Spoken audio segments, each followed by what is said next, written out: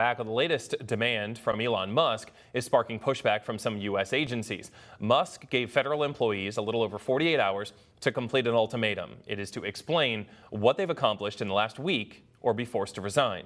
Fox News correspondent Madeline Rivera has more from Washington on confusion over the mandate.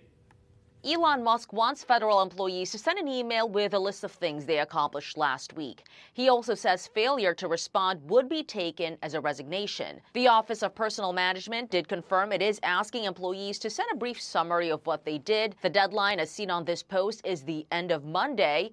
The note does not mention the threat of terminations, though. In fact, the OPM says agencies will determine the next steps. Musk's directive comes after President Trump urged him to be more aggressive, despite DOJ gaining access to more than a dozen federal agencies and the firings of thousands of federal workers. I don't think this is a request that is that difficult. I would ask my employees to let me know what they're doing.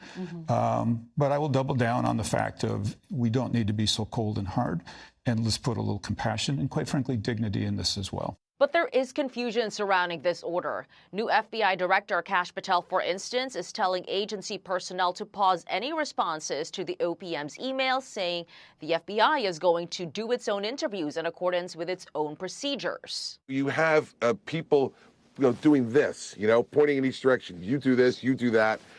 It shows that, again, this type of idea of Musk coming in there with the chainsaw that he was famously brandishing at a political event in Washington, D.C. this week. It's a lot more complicated than that. Running government's a lot more complicated than that.